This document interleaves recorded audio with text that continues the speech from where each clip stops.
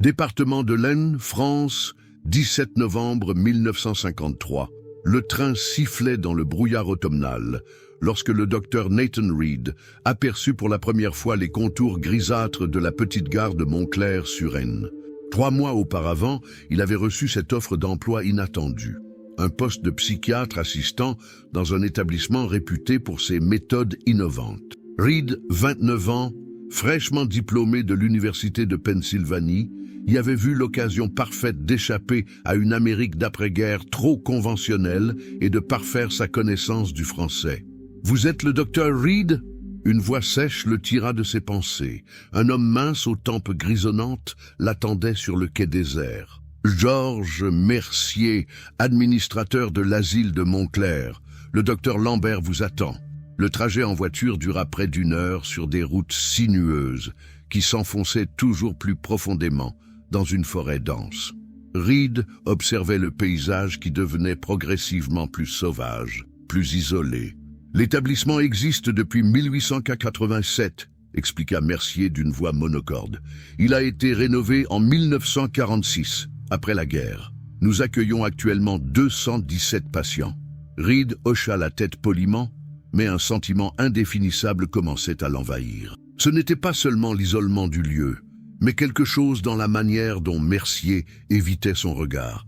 L'asile de Montclair apparut finalement, un imposant bâtiment de pierre grise aux allures de château néo-gothique, ses tours se découpant contre un ciel plombé.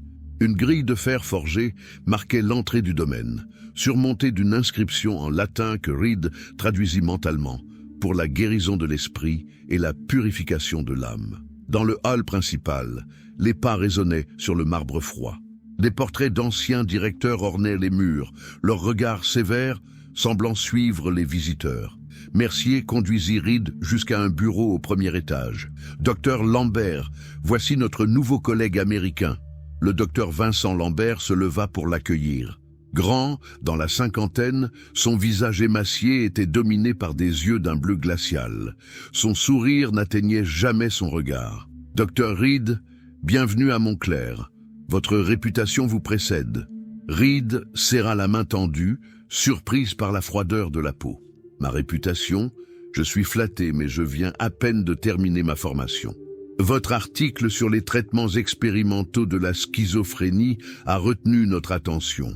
Nous apprécions les esprits, ouverts aux nouvelles approches. » Lambert fit signe à Reed de s'asseoir, puis se tourna vers une femme que l'Américain n'avait pas remarquée jusqu'alors. Elle se tenait immobile dans un coin de la pièce, tel un meuble discret. « Voici Madame Élise Dumont, notre infirmière-chef. Elle vous montrera vos quartiers et vous fera visiter l'établissement. » La femme inclina légèrement la tête. Son visage austère, encadré par des cheveux gris strictement tirés en arrière, ne trahissait aucune émotion. « Vous commencerez demain à 6h30 précise, » poursuivit Lambert. « Vous aurez la responsabilité de l'aile Est, 34 patients, principalement des cas de schizophrénie et de mélancolie profonde. Madame Dumont vous remettra leur dossier. » Reed acquiesça. « Puis-je vous demander quelles sont ces approches nouvelles que vous mentionnez ?» Un silence pesant s'installa. Lambert et Dumont échangèrent un regard imperceptible. « Tout en temps voulu, docteur Reed, la discrétion est de mise à Montclair. Certains de nos traitements sont expérimentaux. Ils ne seraient pas compris par le public, ni même par certains de nos collègues plus traditionnalistes. » La visite de l'établissement avec Madame Dumont fut brève et clinique. L'infirmière parlait peu, se contentant d'indiquer d'un geste les différentes ailes. L'architecture intérieure était un labyrinthe de couloirs faiblement éclairés et d'escaliers en colimaçon. Reed remarqua que certaines zones semblaient inaccessibles, fermées par des portes à code. « Et cette section ?» demanda-t-il en désignant une aile dont l'entrée était gardée par un infirmier à l'allure de videur. « L'aile ouest, réservée aux cas les plus sévères. Vous n'y aurez pas accès pour le moment. » Les quartiers du personnel se trouvaient dans une annexe moderne, contrastant avec le bâtiment principal. Reed fut conduit à une chambre spartiate, un lit, un bureau, une armoire, une petite salle de bain attenante. La fenêtre donnait sur une cour intérieure cernée de hauts murs. « Le dîner est servi à 19h dans la salle commune, » indiqua Madame Dumont avant de le laisser seul. Cette nuit-là, Reed eut du mal à trouver le sommeil. Le silence oppressant n'était rompu que par des bruits lointains et indistincts. Vers 3 heures du matin, il fut réveillé par ce qui semblait être un cri, rapidement étouffé. Il se leva, tendit l'oreille, mais n'entendit plus rien. Au petit déjeuner, il fit la connaissance des autres membres du personnel. 3 médecins, tous français, et une dizaine d'infirmiers. Leur accueil fut poli, mais distant. Personne ne posa de questions sur son parcours ou les raisons de sa venue à Montclair. Sa première journée commença par la visite de ses patients. Les dossiers fournis par Madame Dumont étaient étrangement lacunaires. Les diagnostics semblaient arbitraires, les antécédents médicaux incomplets. Beaucoup de patients étaient simplement catalogués comme cas incurables, sans plus de précision. Ce qui frappa Reed immédiatement fut l'état catatonique de la plupart des internés. Ils fixaient le vide, ne réagissant pratiquement pas aux stimuli extérieurs. Ceux qui étaient encore capables de parler le faisaient avec une lenteur déconcertante, comme sous l'effet d'une forte sédation. « Quels médicaments leur administre-t-on » demanda-t-il à l'infirmier qui l'accompagnait. « Je ne suis pas autorisé à en discuter. Madame Dumont pourra vous renseigner. » En fin de journée, alors qu'il retournait vers ses quartiers, Reed aperçut une jeune femme en uniforme d'infirmière qui semblait l'observer. Contrairement aux autres membres du personnel, son regard exprimait une curiosité non dissimulée. Lorsqu'il s'approcha, elle détourna rapidement les yeux et disparut dans un couloir. Cette nuit-là, les bruits étranges se firent à nouveau entendre. Cette fois, Reed était certain qu'il s'agissait de gémissements humains provenant de l'aile ouest. Et alors qu'il se tenait debout près de sa fenêtre, scrutant l'obscurité, il vit une silhouette traverser furtivement la cour intérieure, poussant ce qui ressemblait à un brancard recouvert d'un drap. Après une semaine à Montclair, Reed commençait à dresser un inventaire mental des anomalies qu'il avait observées. L'état léthargique des patients, les zones interdites d'accès, les allées et venues nocturnes, et surtout ce silence pesant qui semblait imposer à tous les échelons de la hiérarchie.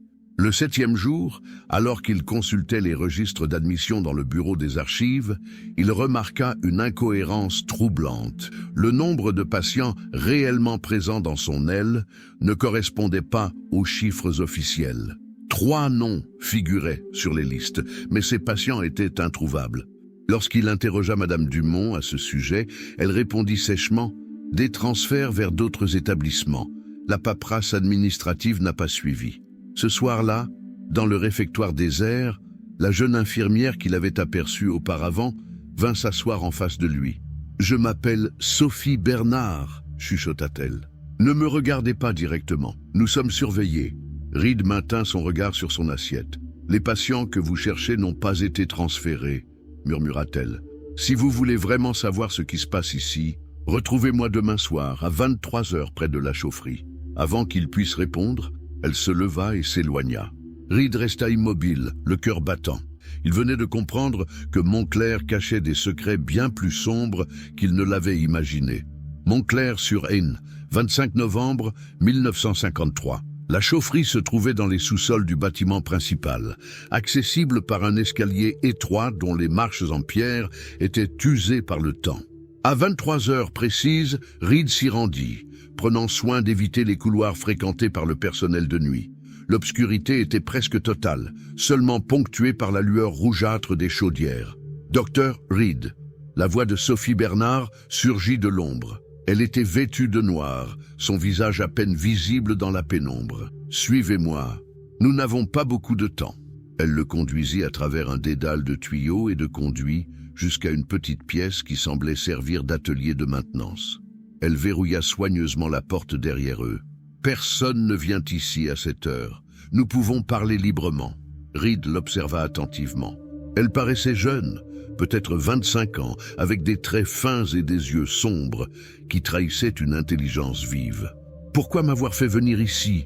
Qu'est-ce qui se passe à Montclair ?» Sophie inspira profondément. « Je travaille ici depuis 18 mois. Au début, je croyais comme vous que c'était un établissement comme les autres.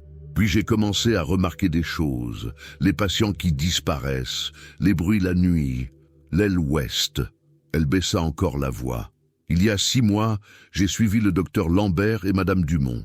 Ils transportaient un patient inconscient vers l'aile ouest. J'ai réussi à m'y introduire le lendemain en subtilisant une clé. Ses mains tremblaient légèrement.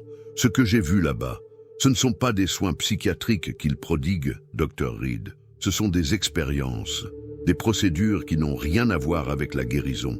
Reed sentit un frisson glacé parcourir son échine. Quel genre d'expérience? Des interventions cérébrales, des combinaisons de médicaments non testés, des thérapies par électrochoc à des voltages inhumains. Elle déglutit péniblement. Et les patients qui ne survivent pas à ces traitements sont éliminés. Éliminés? Vous voulez dire qu'ils? Oui, elle le coupa net. Il y a un crématorium dans l'annexe arrière, officiellement pour les déchets médicaux. Dans la réalité, Reed passa une main sur son visage. L'horreur de ces révélations le submergeait. Avez-vous des preuves? Sophie sortit d'une cachette sous une latte du plancher un petit carnet. J'ai noté tous les noms des patients disparus depuis mon arrivée, 27 au total. J'ai également réussi à copier certains rapports d'expérience signés par Lambert, mais c'est insuffisant pour alerter les autorités. Reed feuilleta le carnet, son incrédulité cédant progressivement place à une conviction horrifiée. Les notes de Sophie détaillaient méticuleusement dates, noms et observations. Pourquoi me dire tout cela? Vous prenez un risque énorme. Parce que vous êtes nouveau, vous n'êtes pas encore compromis, et parce que j'ai vu comment vous regardez vos patients, avec humanité. Elle hésita.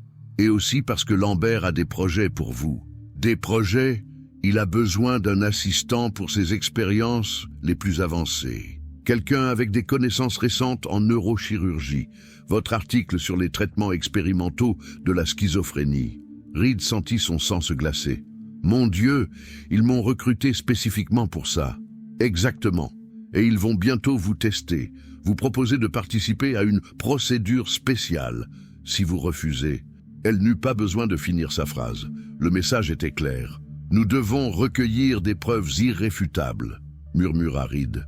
Des documents, des photographies, suffisamment pour justifier une enquête officielle. Sophie hocha gravement la tête. C'est extrêmement dangereux. Lambert a des connexions puissantes, des protections en haut lieu. Ils élaborèrent un plan. Sophie, qui avait accès à l'ensemble de l'établissement en tant qu'infirmière de nuit, continuerait à collecter des informations sur les patients disparus. Reed, de son côté, gagnerait progressivement la confiance de Lambert pour tenter d'accéder à l'aile ouest. Avant de se séparer, Sophie lui remit une petite clé. Pour la porte de service près de la lingerie, c'est le chemin le plus sûr pour nos futures rencontres. Les jours suivants, Reed adopta une nouvelle stratégie. Il commença à manifester un intérêt marqué pour les méthodes de traitement de Lambert, suggérant même certaines approches expérimentales lors des réunions d'équipe. Le directeur sembla apprécier ce changement d'attitude, et Reed nota que les regards méfiants se faisaient moins insistants. Un matin, alors qu'il effectuait sa ronde habituelle, Reed fut témoin d'une scène troublante. 2 infirmiers transportaient une patiente catatonique vers l'aile ouest. La femme, dans la quarantaine, avait le regard vide, mais ses lèvres remuaient silencieusement, comme si elle récitait une prière. Reed reconnut la patiente, Marie Dufresne, diagnostiquée schizophrène, internée depuis 3 ans. Son dossier indiquait qu'elle était résistante aux traitements conventionnels. Prétextant une question administrative, il suivit le groupe à distance. Les infirmiers s'arrêtèrent devant une porte gardée où madame Dumont les attendait. Reed ne put voir davantage, mais cette observation confirmait les dires de Sophie. Cette nuit-là, les cris furent plus distincts, plus prolongés. Reed se réveilla en sueur, hanté par le visage de Marie Dufresne. Le lendemain, lorsqu'il consulta le registre, il constata que le nom de la patiente y figurait toujours, mais avec une annotation manuscrite « Transfert prévu, Institut de Saint-Étienne ». À la fin de la semaine, comme Sophie l'avait prédit, Reed fut convoqué dans le bureau de Lambert. Le directeur était en compagnie de madame Dumont et d'un homme que Reed n'avait jamais vu auparavant. Élégamment vêtu, dans la soixantaine, il dégageait une autorité naturelle. Docteur Reed, je vous présente le professeur Henri Vanier de l'Institut national de recherche médicale, annonça Lambert. le professeur supervise nos travaux les plus avancés. Vanier observa Reed avec une curiosité clinique. « Docteur Lambert m'a beaucoup parlé de vous. Votre approche pragmatique de la psychiatrie nous intéresse grandement. » Reed s'efforça de maintenir une expression neutre. « Je suis honoré, professeur. Nous pensons qu'il est temps de vous impliquer dans nos recherches spéciales, » poursuivit Lambert. « Des recherches qui pourraient révolutionner le traitement des troubles mentaux sévères. » Vanier prit la parole, sa voix douce contrastant avec la dureté de son regard. « Vous devez comprendre, docteur Reed, que ce que nous faisons ici dépasse le cadre conventionnel de la médecine. Nos méthodes peuvent paraître radicales, mais les résultats justifient les moyens. » Reed hocha lentement la tête, jouant le rôle qu'il s'était assigné. « Je comprends parfaitement. La véritable innovation exige parfois de s'affranchir des limites habituelles. » Lambert sembla satisfait de cette réponse. « Très bien. Demain, vous assisterez à une procédure spéciale dans l'aile ouest.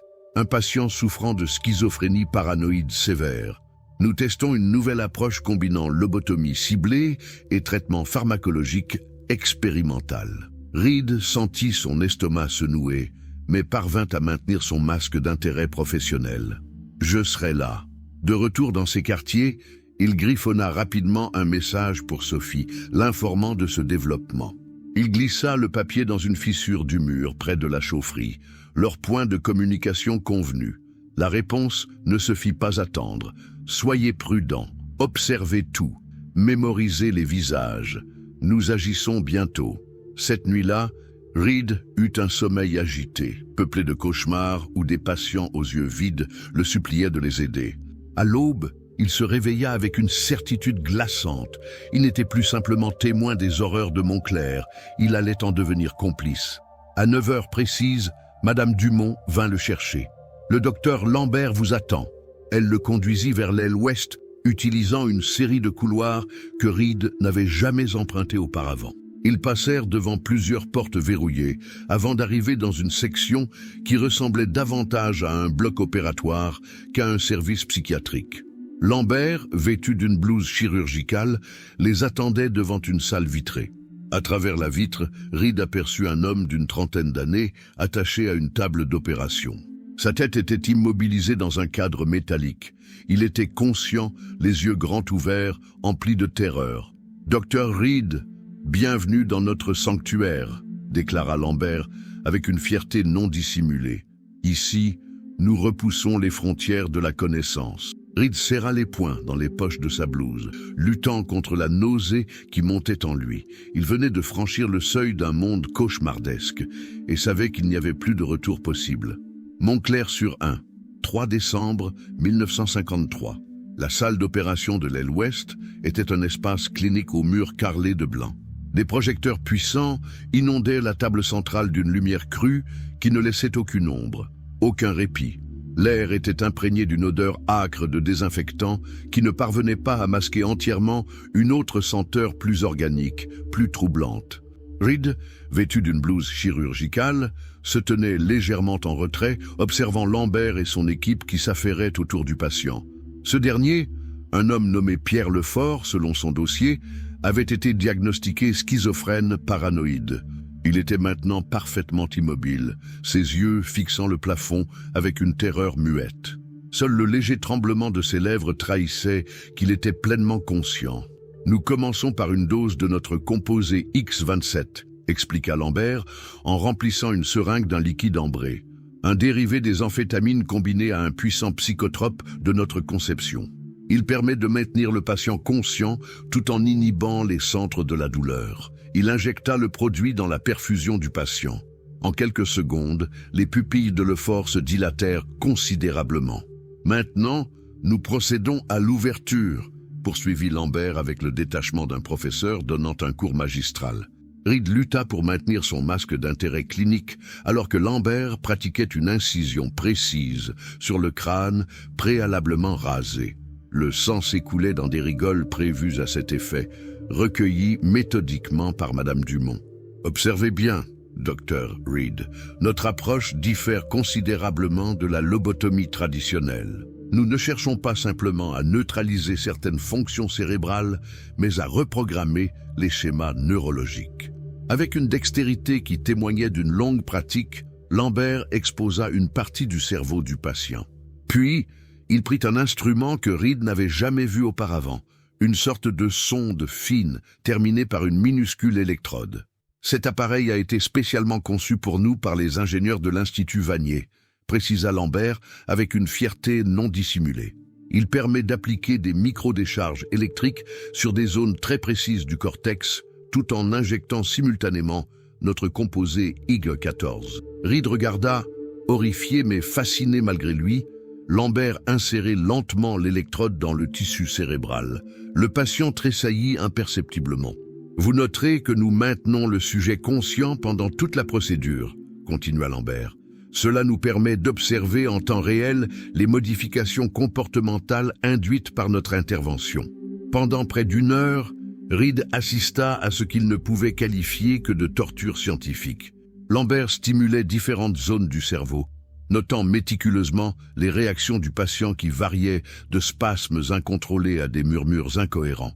Madame Dumont enregistrait chaque observation dans un registre avec la précision mécanique d'un automate. Lorsque la procédure fut terminée, le patient avait le regard vide, sa conscience semblant avoir été effacée aussi sûrement que si on avait éteint une lumière. « Résultat prometteur », déclara Lambert en retirant ses gants ensanglantés. « Le sujet sera surveillé pendant 48 heures. Si son état reste stable, nous procéderons à la phase 2. » Reed n'osa pas demander en quoi consistait cette phase 2.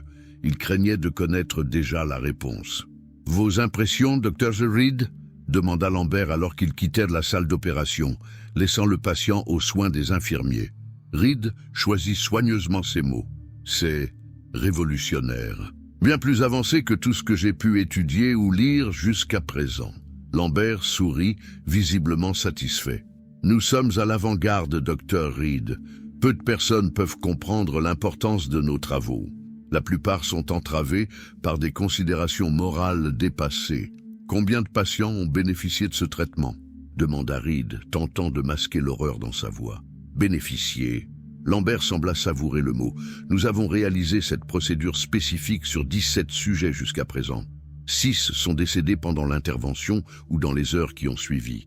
5 autres n'ont pas survécu à la phase 2. Les 6 restants font l'objet d'un suivi dans notre section spéciale. » Reed dut faire appel à toute sa volonté pour ne pas réagir. Lambert parlait de ces morts comme un ingénieur aurait évoqué des pièces défectueuses. « J'aimerais examiner les dossiers de ces cas, si vous le permettez, » suggéra Reed, pour mieux comprendre la méthodologie. Lambert le dévisagea un instant, comme s'il évaluait sa sincérité. « Bien sûr, Madame Dumont vous donnera accès aux archives de recherche, sous supervision, naturellement. » Ce soir-là, Reed retrouva Sophie dans leur cachette près de la chaufferie. Son visage était pâle, ses mains tremblantes. « J'ai assisté à l'une de leurs procédures, » murmura-t-il, encore sous le choc. « C'était. Je n'ai pas de mots. » Sophie hocha gravement la tête. « Je sais. J'ai vu les résultats de ces expériences. Les patients qui survivent, ce ne sont plus des êtres humains, juste des coquilles vides. » Reed lui détailla ce qu'il avait observé, chaque mot lui écorchant la gorge. « Lambert m'a promis l'accès au dossier, sous surveillance, mais c'est un début. J'ai des nouvelles aussi, » dit Sophie, en baissant encore la voix. « J'ai découvert où il garde les patients de la phase 2, dans un sous-sol au-delà du crématorium. J'ai réussi à y entrer brièvement hier soir. » Elle sortit de sa poche un petit appareil photo. J'ai pris quelques clichés. Pas très net, mais suffisamment explicite. Reed regarda rapidement les négatifs à la faible lumière. Ce qu'il vit lui retourna l'estomac. Des silhouettes humaines recroquevillées dans des cellules minuscules, certaines attachées à des lits, d'autres debout dans des positions impossibles, comme figées dans une danse macabre. « Nous devons agir vite », décida Reed. « Lambert me fait confiance maintenant. Il m'a proposé de participer à la prochaine procédure, prévue dans 3 jours. » Ils élaborèrent un plan. Sophie continuerait à rassembler des preuves photographiques, tandis que Reed tenterait d'accéder aux archives pour copier les documents les plus incriminants. « Une fois que nous aurons suffisamment de preuves, nous devrons quitter Montclair immédiatement, » insista Sophie. « Ces gens sont dangereux et ils ont des protections en haut lieu. »« Qui exactement ?» demanda Reed. « Vous avez mentionné des connexions puissantes. Sophie hésita. Je ne suis pas certaine. Mais j'ai surpris des conversations entre Lambert et Vanier. Ils mentionnaient un programme Atlas et un financement gouvernemental. Et il y a ces visites régulières d'hommes en costume qui ne sont clairement pas des médecins. Reed sentit un frisson parcourir son échine. Si l'État français était impliqué, leur position était encore plus précaire qu'il ne l'avait imaginé. Les jours suivants, Reed joua son rôle à la perfection. Il assista aux réunions du personnel médical, proposa même quelques suggestions d'amélioration aux protocoles existants que Lambert accueillit avec intérêt. Intérieurement, chaque mot qu'il prononçait lui donnait envie de vomir, mais il savait que leur survie dépendait de cette mascarade. Comme promis, Madame Dumont l'autorisa à consulter les archives de recherche. Sous prétexte de prendre des notes détaillées, Reed parvint à photographier discrètement plusieurs documents cruciaux. Rapports d'expérience, liste de patients traités, correspondances avec l'Institut Vanier. Il découvrit que les expériences menées à Montclair s'inscrivaient dans un programme bien plus vaste, impliquant d'autres institutions à travers la France. Un document en particulier retint son attention, un mémorandum signé par un certain colonel Deschamps, faisant référence à des applications militaires potentielles des recherches de Lambert. Les termes employés laissaient peu de place au doute. On ne cherchait pas à soigner des malades, mais à développer des techniques de contrôle mental. Le soir du 6 décembre, alors qu'il retournait vers ses quartiers, Reed fut interpellé par Lambert. « Dr. Reed, j'aimerais vous voir dans mon bureau, maintenant. » Le ton n'admettait aucun refus. Reed suivit le directeur, une angoisse sourde lui nouant l'estomac. Dans le bureau attendait le professeur Vanier, accompagné d'un homme en uniforme militaire que Reed n'avait jamais vu. « Dr. Reed, » commença Lambert, « le colonel Deschamps souhaitait vous rencontrer. Il supervise le financement de nos recherches. » L'officier dévisagea Reed avec une curiosité froide. « Dr. Lambert m'a fait part de votre enthousiasme pour nos travaux. C'est rafraîchissant de voir un Américain dépourvu des habituels scrupules de vos compatriotes. » Reed força un sourire. « La science ne connaît pas de frontières, colonel. En effet, » Deschamps sortit un dossier de sa serviette. « J'ai examiné votre parcours. Impressionnant, mais j'ai noté quelques incohérences. » Reed sentit son pouls s'accélérer. « Des incohérences ? Votre thèse sur les traitements de la schizophrénie. Elle suggère une approche nettement plus conservatrice que celle que vous semblez adopter ici. » Reed déglutit péniblement. Les circonstances étaient différentes. À Philadelphie, les contraintes institutionnelles limitaient considérablement le champ des possibles. Vanier intervint. « Ce que le colonel veut dire, c'est que nous nous interrogeons sur votre sincérité, Dr. Reed. Votre conversion aux méthodes du Dr. Lambert semble bien rapide. » Le piège se refermait. Reed comprit qu'ils le soupçonnaient, ou pire, qu'ils avaient découvert ses investigations clandestines. « Je comprends vos doutes, » répondit-il calmement, puisant dans ses dernières ressources pour maintenir sa façade. « Mais c'est précisément la liberté offerte par Montclair qui m'a permis d'embrasser pleinement ces nouvelles approches. Voir les résultats de vos travaux a été révélateur. » Lambert et Vanier échangèrent un regard que Reed ne put déchiffrer. Le colonel, lui, continuait à le fixer avec une intensité dérangeante. « Nous avons une proposition pour vous, Dr. Reed, » annonça finalement Lambert. « Le programme Atlas entre dans une nouvelle phase, plus ambitieuse. Nous avons besoin de chercheurs dévoués, prêts à s'engager pleinement. » « Pleinement ? Une affectation permanente, » précisa Vanier, « au sein d'une installation plus adaptée à nos besoins. Un engagement de confidentialité absolue, bien entendu. » Reed comprit le message implicite. Il ne lui laisserait pas le choix. C'était soit accepter de s'enfoncer davantage dans cette horreur, soit « C'est un grand honneur », parvint-il à articuler. « Quand devrais-je commencer ?»« Nous partons dans 3 jours, » répondit Lambert. « Une voiture viendra nous chercher à l'aube. Préparez-vous à un long voyage. » Reed hocha la tête, son esprit travaillant frénétiquement. 3 jours, c'était tout ce qui leur restait pour agir et fuir. Dès que la réunion fut terminée, il se précipita vers la chaufferie. Sophie l'y attendait déjà, son visage reflétant une panique à peine contenue. « Ils savent, » murmura-t-elle. « Madame Dumont a fouillé ma chambre. Mes négatifs ont disparu. » Reed lui rapporta sa conversation avec Lambert, Vanier et le colonel. « Nous devons partir, cette nuit même. » Ils convinrent de se retrouver à minuit près de la porte de service. Sophie, qui avait anticipé cette éventualité, avait caché une voiture dans un village voisin. Ils prendraient la fuite avec les preuves qu'ils avaient déjà rassemblées. Reed retourna dans sa chambre et rassembla rapidement ses affaires essentielles, dissimulant les documents et les négatifs restants dans la doublure de son manteau. Alors qu'il s'apprêtait à sortir, des pas lourds résonnèrent dans le couloir. Il éteignit sa lampe et se plaqua contre le mur, retenant son souffle. Les pas s'arrêtèrent devant sa porte, puis, après un instant qui parut une éternité, s'éloignèrent. Minuit approchait. Reed attendit que le silence s'installe dans le bâtiment, puis se glissa hors de sa chambre. Les couloirs étaient plongés dans l'obscurité, à peine éclairés par quelques veilleuses. Il progressa lentement, s'arrêtant à chaque craquement, à chaque ombre. Lorsqu'il atteignit la porte de service, Sophie n'était pas là. Il attendit, comptant les secondes, puis les minutes. 10 minutes passèrent, puis 20. Un bruit de porte qui claque au loin le fit sursauter.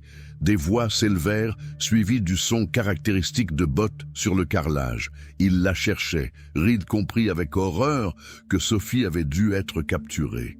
S'il restait, il subirait le même sort. La mort dans l'âme, il poussa la porte de service et s'enfonça dans la nuit froide de décembre, seul, avec le poids écrasant de ce qu'il avait découvert à Montclair. Environ de Montclair-sur-Ain, 7 décembre 1953, 00h47. La nuit était glaciale. Un croissant de lune pâle, éclairant faiblement le paysage enneigé. Reed courait à travers les bois qui entouraient l'asile, son souffle formant des nuages de vapeur dans l'air gelé. Derrière lui, au loin, des faisceaux de lampes torches balayaient les ténèbres. Des aboiements de chiens résonnaient, se rapprochant inexorablement.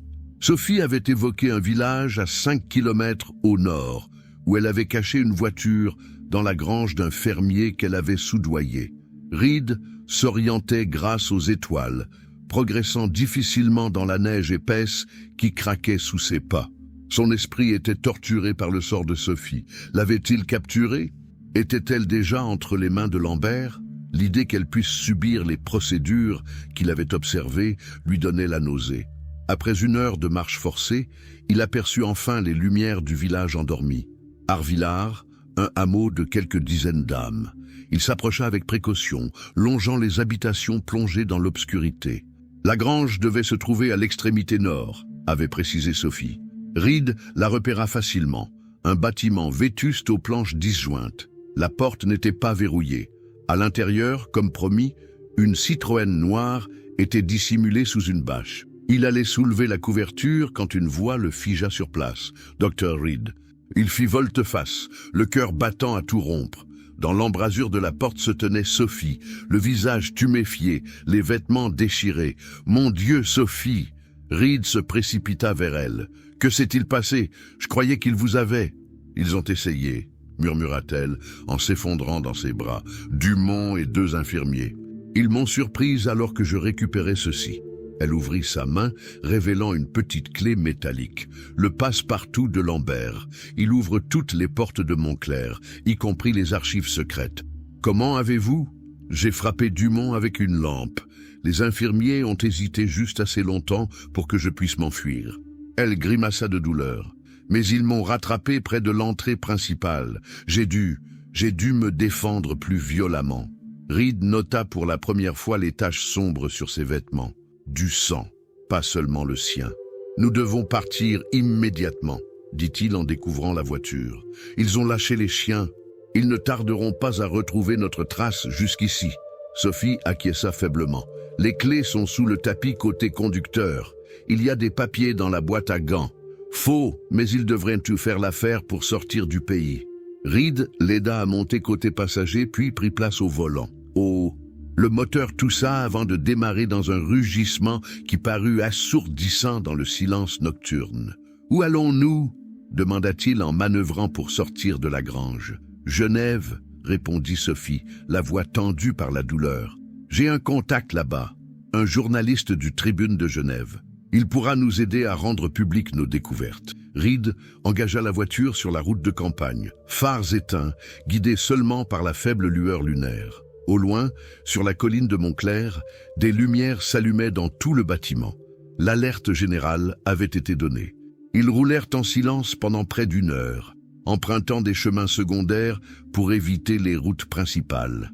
Sophie, de plus en plus pâle, semblait lutter pour rester consciente. « Vous êtes blessée plus gravement que vous ne le laissez paraître », observa Reed avec inquiétude. « Côte cassée, je pense. Et peut-être une hémorragie interne. » Elle tenta un faible sourire. « J'ai volé de la morphine dans la pharmacie. Ça aide à supporter. » À l'approche de l'aube, ils atteignirent la frontière suisse à un poste de douane isolé.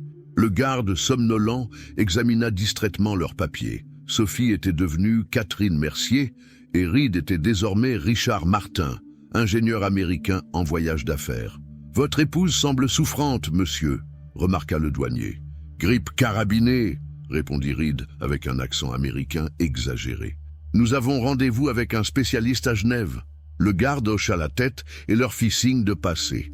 Reed retint son souffle jusqu'à ce qu'il soit hors de vue du poste frontière. « Nous avons réussi, » murmura-t-il, incrédule. Sophie ne répondit pas. Elle s'était évanouie, sa tête reposant contre la vitre. Reed accéléra en direction de Genève, l'angoisse lui nouant l'estomac. Le contact de Sophie, Pierre Debray, habitait un modeste appartement dans le quartier des Paquis. Quand Reed frappa à sa porte à 6 heures du matin, l'homme ouvrit en pyjama, les cheveux en bataille. Son expression passa de l'irritation à la stupeur lorsqu'il reconnut Sophie, inconsciente dans les bras de Reed. « Mon Dieu, entrez vite !» Debray était un homme d'une 50aine d'années, au visage marqué par les années de journalisme d'investigation.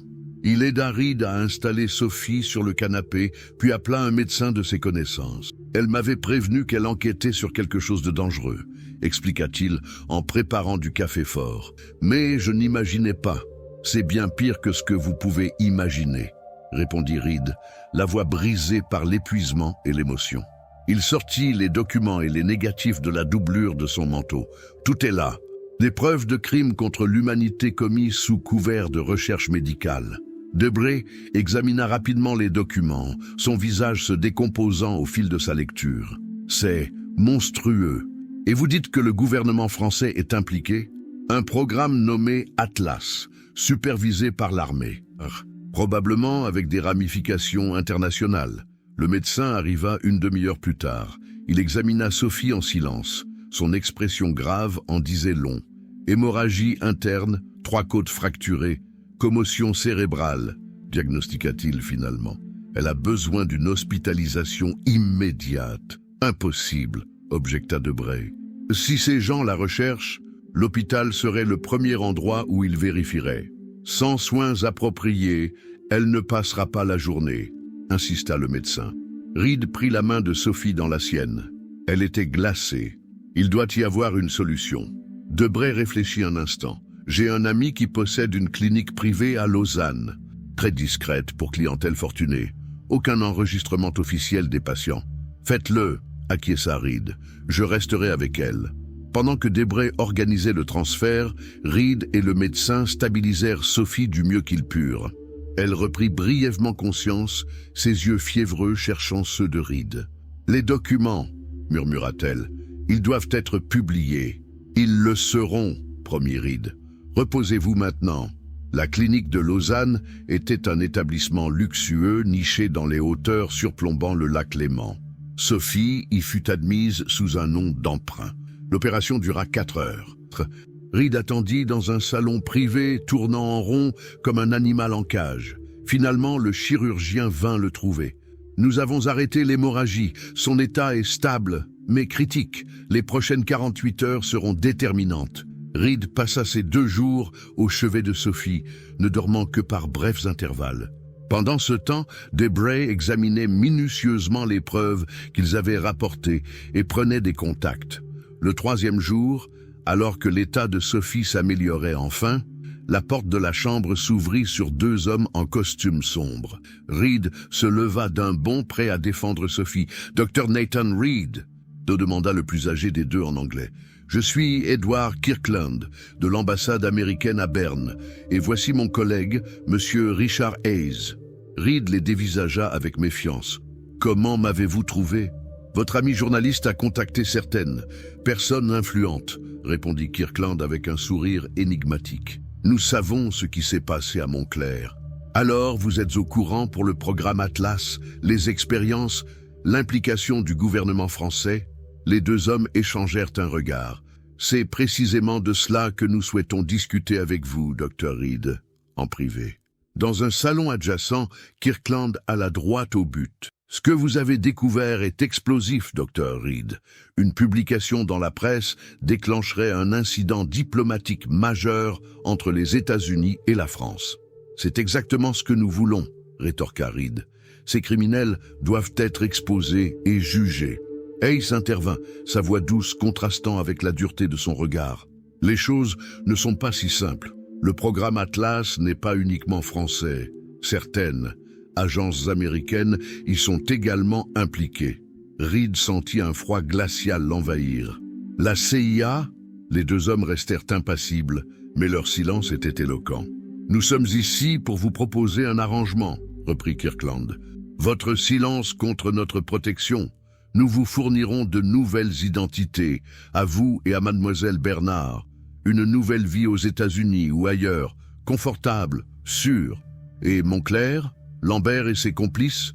L'établissement sera fermé discrètement. Le docteur Lambert et ses principaux collaborateurs seront réaffectés. » Explosa Reed. « Ces hommes sont des bourreaux. Ils doivent être jugés pour crimes contre l'humanité. » Hayes se pencha vers lui. « Soyez réaliste, Dr. Reed. Ces gens ont des protections au plus haut niveau, dans les deux gouvernements. Si vous persistez dans votre croisade, vous et mademoiselle Bernard n'atteindrez jamais vivant la salle de rédaction du Tribune de Genève. » Reed fixa les deux hommes, comprenant soudain l'ampleur du piège dans lequel ils étaient tombés. Même ici, en Suisse, ils n'étaient pas en sécurité. « J'ai besoin d'en discuter avec Sophie, » dit-il finalement. « Bien sûr, » acquiesça Kirkland en se levant. « Nous reviendrons demain. Réfléchissez bien, Dr. Reed. C'est votre seule chance de survivre à cette affaire. » Lorsqu'il retourna auprès de Sophie et lui rapporta la conversation, elle pleura silencieusement. « Nous avons échoué, » murmura-t-elle. « Tous ces gens, tous ces patients qui ont souffert et qui sont morts. » Reed prit sa main dans la sienne. « Nous avons encore les documents, les preuves. Nous pourrions les cacher quelque part, pour qu'un jour, la vérité éclate. » Sophie hocha faiblement la tête. « Dans ce cas, je connais un endroit, un notaire à Zurich. Il conservera tout sous scellé, avec instruction de les ouvrir dans, disons 30 ans ?»« 30 ans !» répéta Reed, imaginant ce futur lointain où peut-être, enfin, justice serait rendue. Le lendemain, Kirkland et Hayes revinrent avec des passeports, des permis de conduire, des certificats de naissance, tout ce dont ils auraient besoin pour commencer une nouvelle vie. « Avez-vous pris votre décision ?» demanda Kirkland. Reed regarda Sophie, qui acquiesça imperceptiblement. « Nous acceptons votre offre, à une condition. Nous voulons être ensemble, pas séparés. » Hayes sourit pour la première fois. « Bien sûr, nous avons pensé que la Californie vous conviendrait. Climat agréable, loin de tout ceci. » 3 semaines plus tard, Robert et Mary Taylor s'installaient dans une modeste maison à Carmel-by-the-Sea. Lui psychiatre dans une clinique privée, elle bibliothécaire. Leur passé était enfoui, tout comme les documents qui dormaient dans un coffre à Zurich, attendant l'heure de la vérité. Mais Nathan Reed n'avait pas tout remis au notaire suisse. Dans un cahier personnel, il avait méticuleusement consigné chaque détail de l'horreur de Montclair. Ce témoignage, il le gardait précieusement, sachant qu'un jour, il faudrait que la vérité éclate, que justice soit rendue pour les victimes silencieuses de l'asile de Montclair. Carmel-by-the-Sea, Californie, 19 août 1983. La maison de bois bleu pâle surplombait l'océan Pacifique, nichée parmi les pins tordus par les vents marins. Sur la terrasse, un homme âgé contemplait le soleil couchant, une couverture sur les genoux malgré la douceur de l'été californien.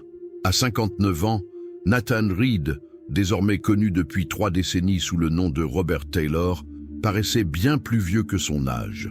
Ses cheveux étaient entièrement blancs, son visage creusé de rides profondes, témoin d'une vie marquée par les ombres du passé. La porte-fenêtre coulissa doucement.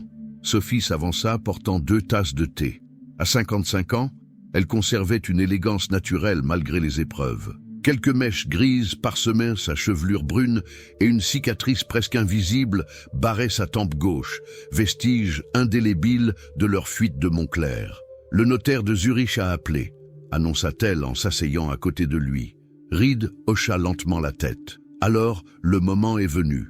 30 ans exactement depuis que nous avons déposé les documents, comme convenu.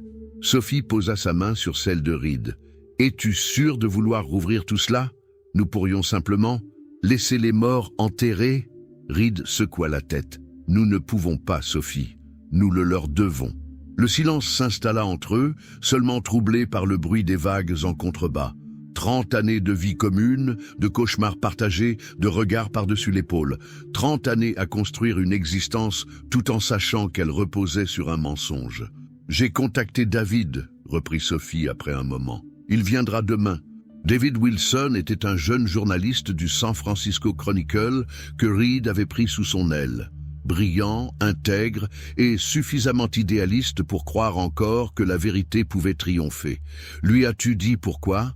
Seulement que nous avions une histoire à lui confier, une histoire importante. Reed acquiesça, son regard se perdant vers l'horizon. Je me demande ce qu'ils sont devenus, Lambert, Dumont, Vanier, s'ils ont continué leurs travaux ailleurs. Sophie frissonna malgré la douceur de l'air. J'ai fait quelques recherches au fil des ans. Lambert est mort en 1969, officiellement d'une crise cardiaque. Et officieusement. Impossible à dire. Vanier a poursuivi une carrière distinguée à l'Institut national de recherche médicale jusqu'à sa retraite en 1975. Quant à Dumont, Sophie hésita. Aucune trace. Reed ne fut pas surpris. Les gouvernements savaient comment faire disparaître les témoins gênants ou leur offrir de nouvelles identités, comme ils l'avaient fait pour Sophie et lui.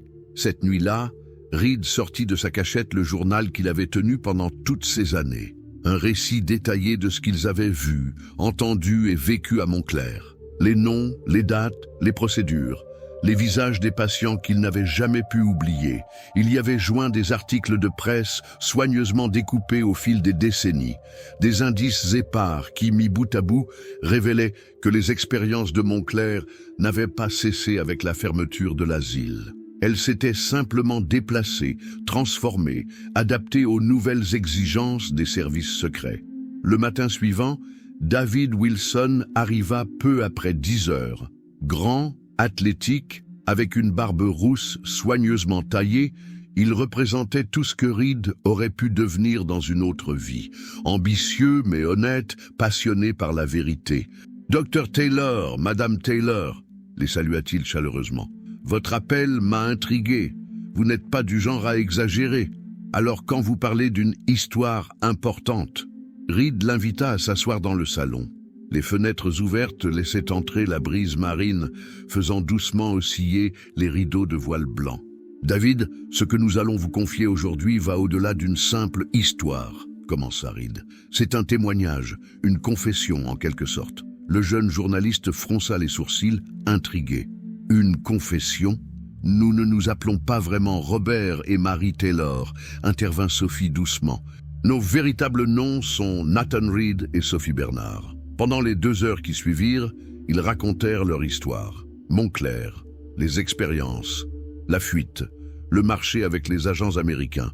David écoutait, d'abord sceptique, puis stupéfait, prenant frénétiquement des notes. « C'est incroyable », murmura-t-il finalement. « Si ce que vous dites est vrai. »« Tout est vrai », affirma Reed en poussant vers lui une boîte en bois contenant son journal et diverses coupures de presse. « Et nous avons des preuves.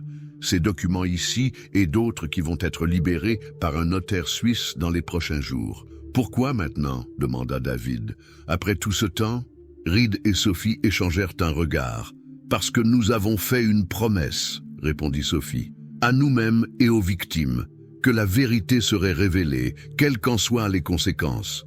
Et parce que nous avons récemment découvert que ces expériences n'ont jamais vraiment cessé, » ajouta Reed, sa voix se durcissant. « Elles ont simplement évolué.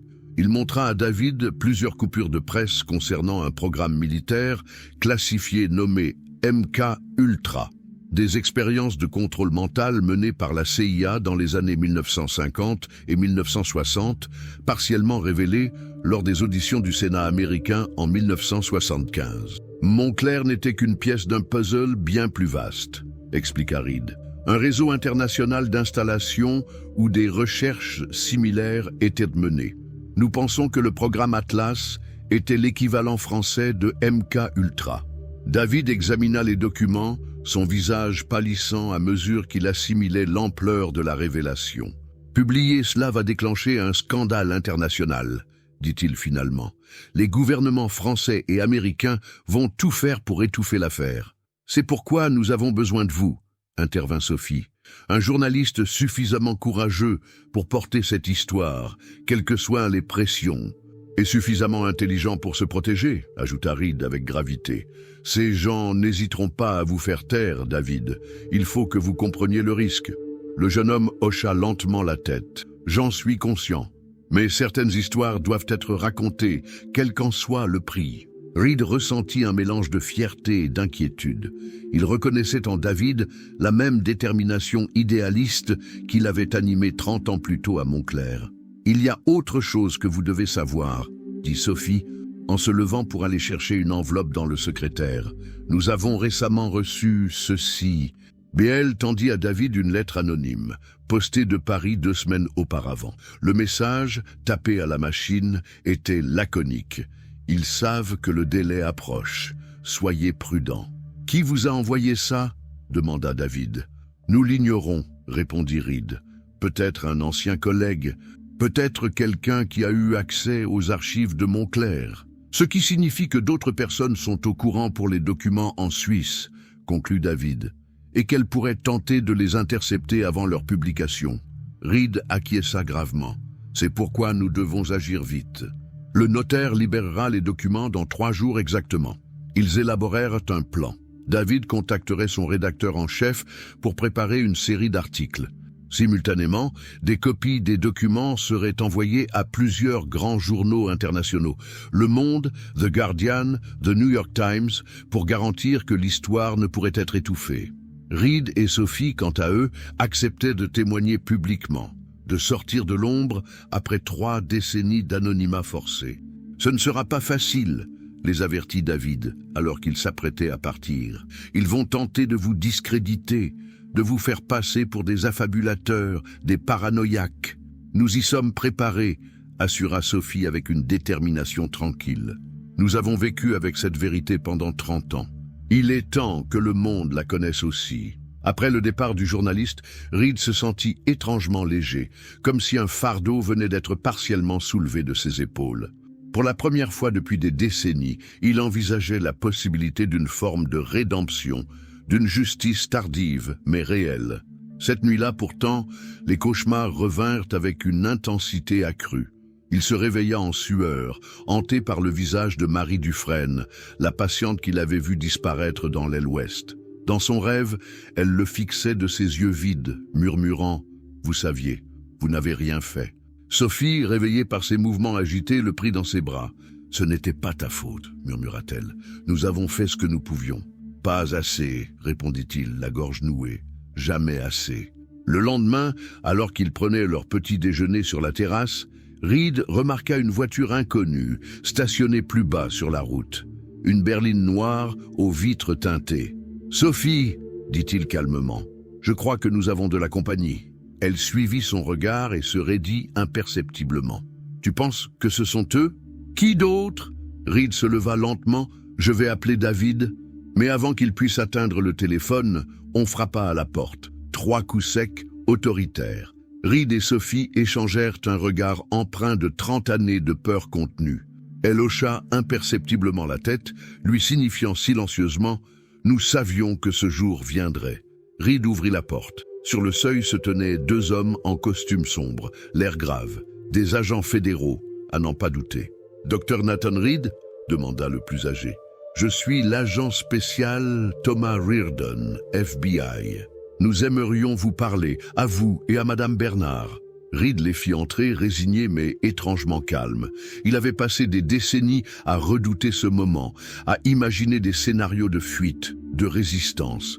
Mais maintenant que l'heure était venue, il se sentait presque soulagé. Dans le salon, l'agent Riordan alla droit au but. « Nous sommes au courant pour les documents en Suisse, Dr. Reed, et pour votre rencontre avec le journaliste Wilson. »« Comment ?» demanda Sophie, bien qu'elle connût déjà la réponse. « Cela n'a pas d'importance, » répondit l'agent. « Ce qui importe, c'est que certaines personnes au gouvernement sont préoccupées par ce que vous vous apprêtez à révéler. » « Des crimes contre l'humanité, » répliqua Reed avec une froideur qu'il ne se connaissait pas. « Des expériences menées sur des innocents, des meurtres déguisés en traitements médicaux, des allégations graves, » nota l'agent sans s'émouvoir, « qui concernent des événements vieux de 30 ans impliquant en partie un gouvernement étranger allié. » Le second agent, plus jeune, ouvrit sa mallette et en sortit un dossier. « Nous sommes ici pour vous proposer un nouvel arrangement. » Reed eut un rire amer. Comme en 1953, de nouvelles identités contre notre silence. « Non, » intervint Riordan. « Cette fois, c'est différent. Le monde a changé, Dr. Reed.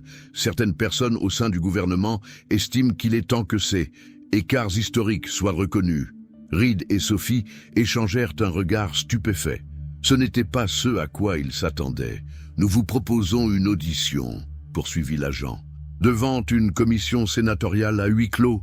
Vous pourrez témoigner de ce que vous avez vu et vécu à Montclair. »« En échange de quoi ?» demanda Sophie méfiante. « En échange, vous renoncez à la publication médiatique immédiate de ces informations qui pourraient compromettre certaines opérations en cours et relations diplomatiques. » Reed fronça les sourcils. « Une commission à huis clos pour que notre témoignage soit classifié pendant 50 ans de plus ? » « Pas exactement, » répondit Riordan. « Les conclusions générales de la commission seront rendues publiques.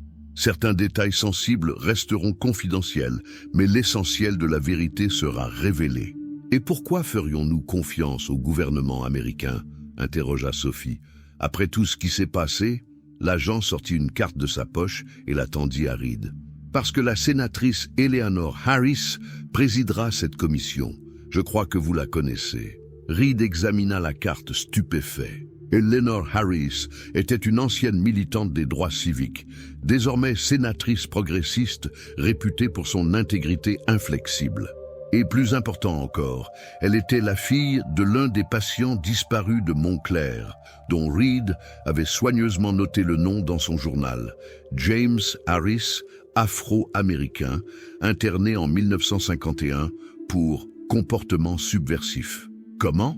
commença Reed. « La sénatrice Harris enquête depuis des années sur la disparition de son père, » expliqua Riordan. « Ses recherches l'ont mené jusqu'à Montclair et jusqu'à vous. » Reed sentit le poids de 3 décennies de silence peser soudain plus lourdement sur ses épaules. Il regarda Sophie, cherchant dans ses yeux une réponse, une direction. « Nous devons décider, dit-elle doucement. Est-ce la justice que nous cherchons ou simplement la révélation de la vérité ?» La question résonna dans la pièce silencieuse, chargée de toutes les vies brisées à Montclair, de tous les choix difficiles qu'ils avaient dû faire depuis leur fuite. Reed contempla l'océan par la fenêtre, sentant que le choix qu'ils allaient de faire définirait non seulement leur héritage, mais aussi la manière dont l'histoire jugerait leur silence de 30 ans.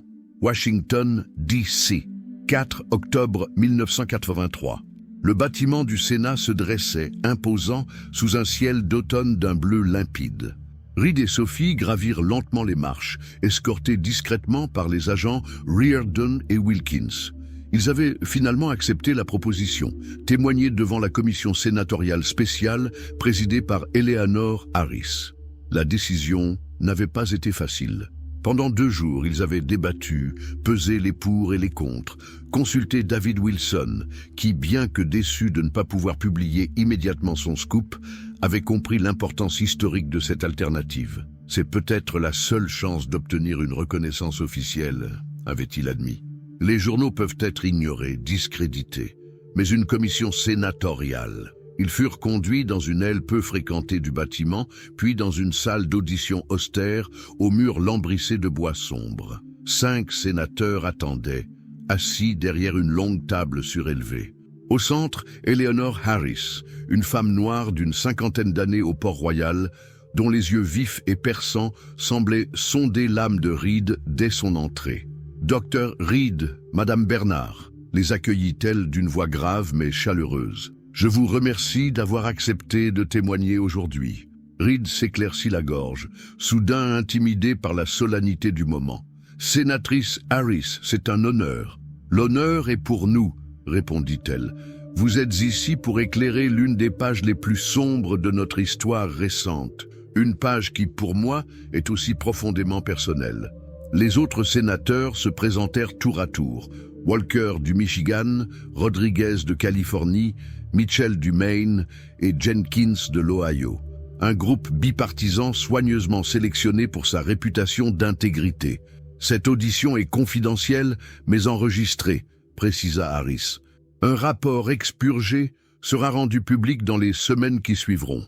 Avant de commencer, je dois vous informer que certains représentants des agences gouvernementales concernées assisteront à votre témoignage. » Une porte latérale s'ouvrit et 3 hommes entrèrent. 2 quinquagénaires à l'allure bureaucratique et un troisième, plus âgé, dont le visage émacié frappa Reed par sa familiarité troublante. Permettez-moi de présenter Monsieur Garner de la CIA, Monsieur Thompson du département d'État et la sénatrice hésita imperceptiblement. Le docteur Paul Mercier, ancien attaché scientifique à l'ambassade de France. Reed sentit Sophie se raidir à ses côtés, le docteur Mercier. Le nom ne lui disait rien, mais ses yeux, cette posture. Un souvenir ancien émergea soudain.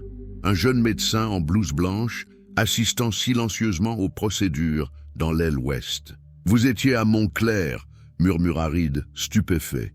Mercier soutint son regard sans ciller. « J'étais un jeune chercheur tout juste sorti de l'université, assigné à l'équipe du docteur Lambert.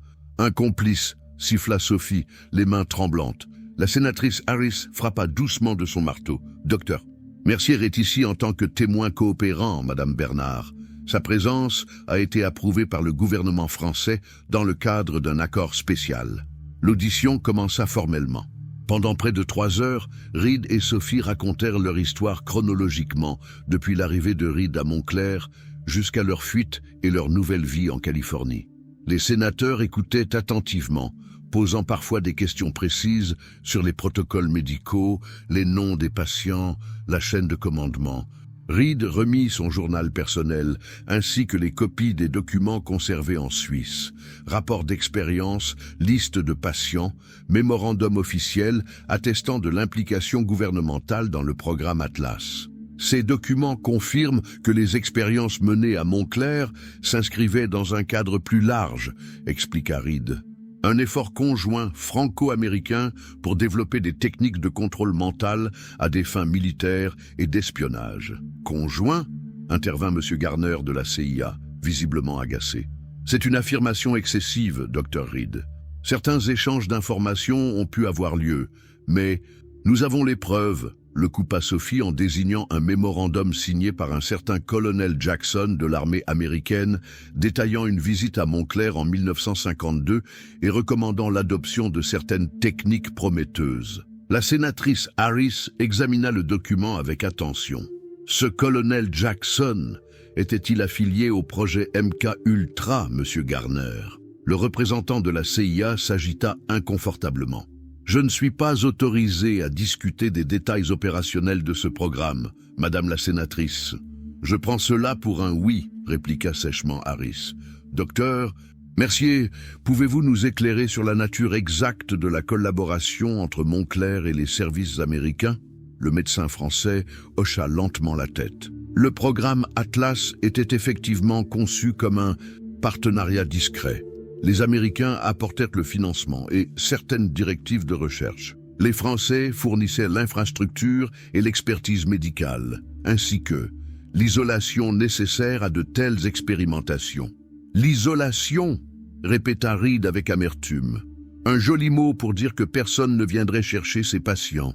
Des marginaux, des immigrants, des opposants politiques.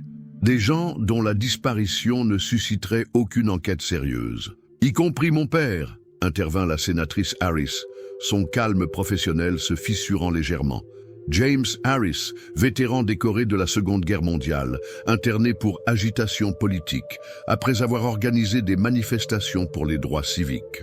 Un silence pesant s'abattit sur la salle. Reed sentit une nausée familière l'envahir, celle qui l'accompagnait depuis 30 ans, chaque fois que les souvenirs de Montclair revenaient le hanter. « Votre père était dans mon service », dit-il doucement à la sénatrice. « Je me souviens de lui, un homme calme, digne. » Il récitait des poèmes de Langston Hughes. Les yeux d'Eleanor Harris s'embuèrent brièvement, seule faille dans sa contenance parfaite. « Que lui est-il arrivé, Dr. Reed? Savez-vous comment il est mort ?» Reed secoua tristement la tête. « Il a disparu, avant que je ne découvre ce qui se passait dans l'aile ouest. Je n'ai jamais su avec certitude. »« Je peux répondre à cette question, » intervint soudain Mercier, sa voix basse mais distincte. James Harris a été sélectionné pour la phase 3 du programme Atlas, une procédure expérimentale combinant lobotomie chimique et conditionnement par électrochocs intensifs. Sophie porta une main à sa bouche, étouffant un sanglot.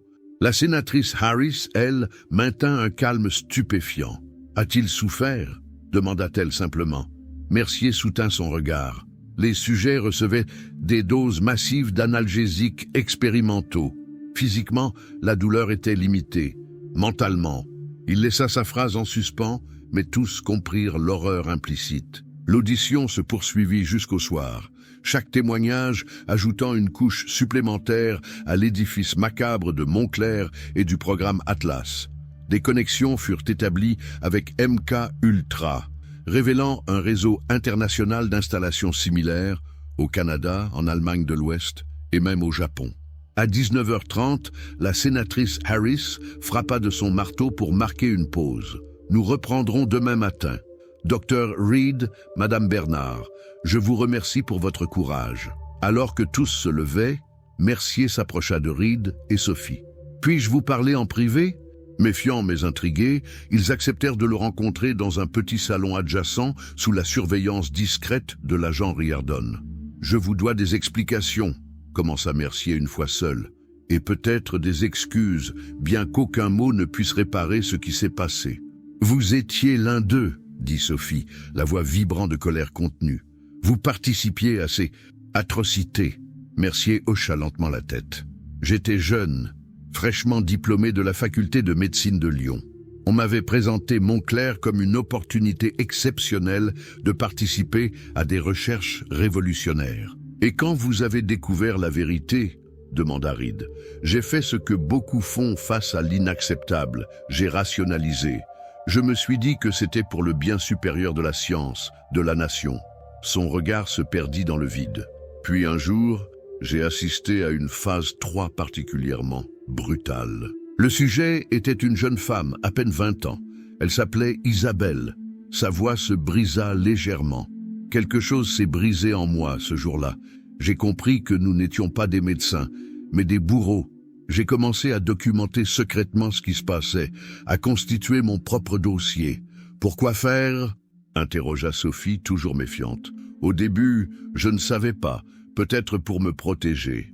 Puis, après votre fuite et la restructuration de Montclair, j'ai été transféré à Paris. J'ai continué ma carrière, toujours hanté par ce que j'avais vu, ce que j'avais fait. Et vous n'avez jamais parlé, constata Reed avec amertume. Non, pas avant récemment. Mercier sortit une enveloppe de sa poche. C'est moi qui vous ai écrit il y a quelques semaines, quand j'ai appris que les documents allaient être libérés. Sophie le dévisagea, incrédule. Comment avez-vous su pour les documents en Suisse, pour notre identité actuelle? J'ai gardé un œil sur vous au fil des ans. Pas directement. J'avais un contact à l'ambassade américaine à Paris qui pouvait accéder à certaines informations. Il hésita. Et après la mort de Lambert en 1969, j'ai hérité de certains de ces dossiers, y compris celui concernant votre arrangement avec les Américains. Reed et Sophie échangèrent un regard consterné. Pendant 30 ans, ils avaient cru être seuls avec leurs secrets, alors qu'ils étaient observés, suivis. « Pourquoi nous avoir avertis maintenant ?» demanda Reed. « Parce que j'ai appris que certains éléments au sein des services français et américains prévoyaient d'intercepter les documents à Zurich, de les détruire avant qu'ils ne puissent être rendus publics. » Mercier baissa la voix. et peut-être de vous faire taire définitivement.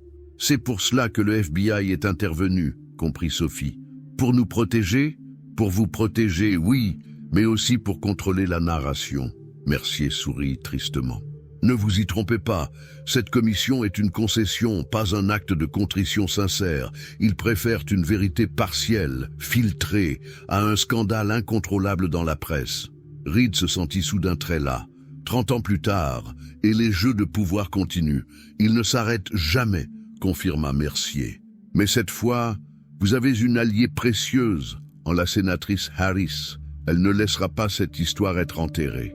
Il sortit un petit carnet de sa poche. J'ai apporté ceci, mon propre témoignage.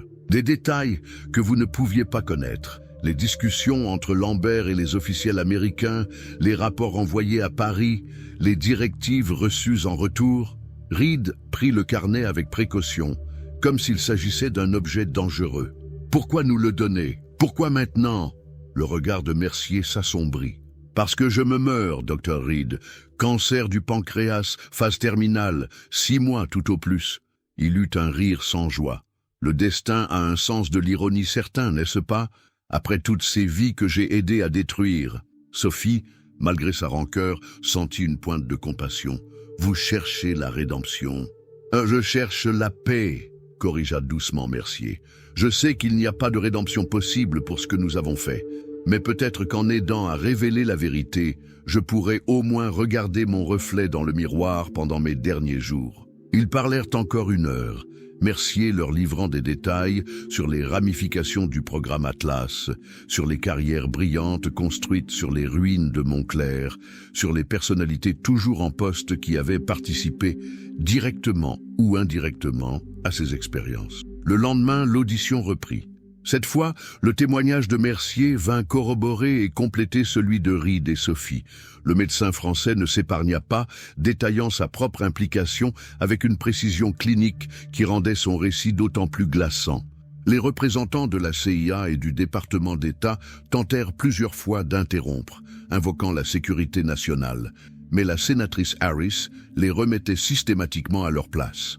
La sécurité nationale ne peut servir à dissimuler des crimes contre l'humanité, déclara-t-elle fermement. Pas dans ce pays, pas sous ma présidence. À la fin de la 3e journée d'audition, les 5 sénateurs se retirèrent pour délibérer. Reed, Sophie et Mercier attendirent dans une petite salle, l'atmosphère lourde de toutes les horreurs évoquées, de tous les fantômes ressuscités. « Qu'espérez-vous qu'il en sorte ?» demanda finalement Mercier. Reed réfléchit longuement. La vérité, une reconnaissance officielle de ce qui s'est passé et peut-être une forme de justice, même tardive pour les victimes. La justice, murmura Mercier. Je me demande à quoi elle ressemblerait après tout ce temps. 2 heures plus tard, ils furent rappelés dans la salle d'audience. La sénatrice Harris, visiblement émue mais déterminée, annonça les conclusions préliminaires de la commission. Nous reconnaissons l'existence du programme Atlas et sa connexion avec MK-Ultra. Nous reconnaissons les violations flagrantes des droits humains perpétrées en son nom. Un rapport complet sera préparé, incluant les témoignages entendus ici et les documents fournis. Elle marqua une pause, son regard croisant celui de Reed. Ce rapport sera partiellement déclassifié et rendu public dans les 6 mois. Les noms des victimes seront révélés, leur mémoire honorée. Une commission d'indemnisation sera créée pour les familles qui pourront être identifiées. Monsieur Garner de la CIA s'agita inconfortablement. Madame la sénatrice, certaines informations contenues dans ces témoignages restent hautement sensibles. Leur divulgation pourrait... Le temps du secret est révolu, Monsieur Garner, l'interrompit Harris.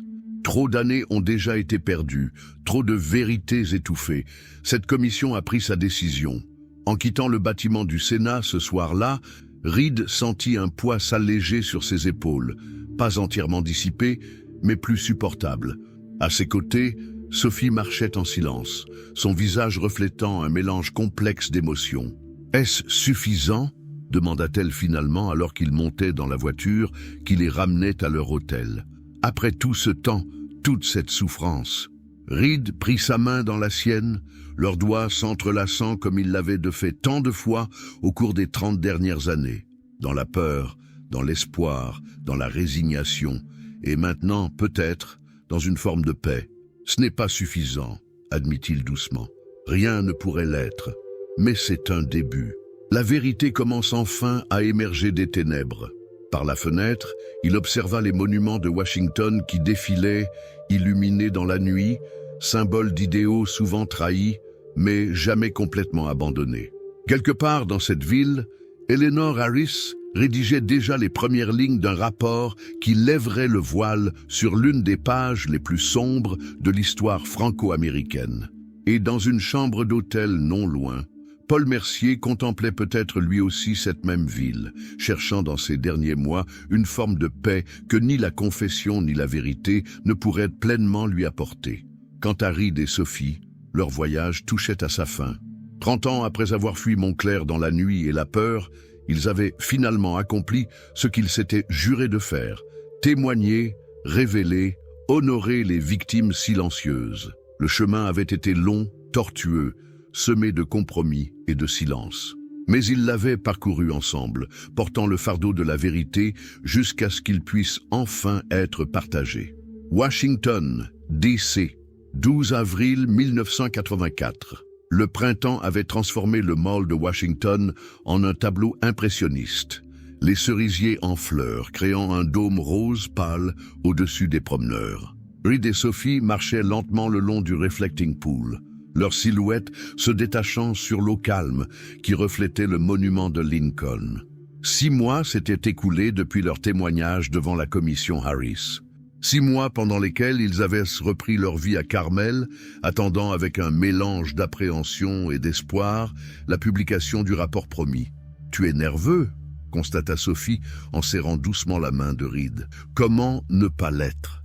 Il sourit faiblement. « Dans quelques heures, notre histoire sera connue du monde entier. » La sénatrice Harris les avait invités pour une conférence de presse où serait officiellement présenté le rapport sur les expérimentations psychologiques non consensuelles de Montclair et autres installations 1950-1973, un titre bureaucratique qui dissimulait à peine l'horreur des révélations qu'il contenait. Le rapport, dont ils avaient reçu une copie la veille, était remarquablement complet malgré quelques passages censurés. Il nommait les responsables, détaillait les expériences, établissait la chaîne de commandement remontant jusqu'aux plus hautes sphères des gouvernements français et américains. Plus important encore, il listait les victimes. 216 noms au total, dont celui de James Harris. « Je me demande comment la France va réagir », murmura Sophie. « Le gouvernement a toujours excellé dans l'art de nier l'indéniable. Ils nieront, puis minimiseront, puis admettront à demi-mot, répondit Reed, comme toujours. Ils s'assirent sur un banc, contemplant la ville, qui s'éveillait sous le soleil printanier. Reed sortit de sa poche un article découpé dans le San Francisco Chronicle, signé David Wilson. Il annonçait la publication imminente du rapport et promettait une série d'articles détaillés sur l'affaire Montclair. « David a fait du bon travail », commenta Sophie en parcourant l'article. Il a réussi à capturer l'essentiel sans tomber dans le sensationnalisme. Reed hocha la tête, reconnaissant. Après l'audition, le jeune journaliste était devenu un allié précieux, travaillant en étroite collaboration avec la commission pour s'assurer que l'histoire serait racontée avec précision et dignité. Il m'a dit que plusieurs survivants l'ont contacté, dit Reed. Des patients de Montclair qui n'ont pas été soumis aux procédures spéciales, mais qui ont été témoins de disparitions. Sophie frissonna malgré la douceur de l'air. Après toutes ces années, je n'aurais jamais cru que certains puissent encore être en vie. Moi non plus. Reed consulta sa montre. Nous devrions y aller. La conférence commence dans 1 heure. Le Art Senate Office Building était encerclé par une nuée de journalistes quand ils arrivèrent. Caméras, micros, flash d'appareils photo, un univers médiatique qui leur était totalement étranger. L'agent Reardon les attendait à une entrée latérale. « Dr Reed, Madame Bernard, la sénatrice Harris vous attend. » Il les escorta à travers un dédale de couloirs jusqu'à une petite salle de réunion où Eleanor Harris parcourait des notes, l'air concentré. Elle leva les yeux à leur entrée et sourit chaleureusement. « Nathan, Sophie, je suis heureuse que vous ayez pu venir. » L'usage de leur prénom, une familiarité née des intenses journées d'audition, reflétait le lien particulier qui s'était créé entre eux. Eleanor Harris n'était pas simplement une sénatrice faisant son devoir. Elle était la fille d'une victime, cherchant justice pour son père. « Nous n'aurions manqué cela pour rien au monde », répondit Sophie. Harris leur tendit 2 badges. « Vous serez assis au premier rang. Je vous présenterai brièvement, mais vous n'aurez pas à parler si vous ne le souhaitez pas. » Reed prit son badge, sentant soudain le poids de ce moment historique. « Des nouvelles de Mercier ?» Le visage de la sénatrice s'assombrit. « Il est décédé il y a 3 semaines, à Paris. » Sophie porta une main à sa bouche.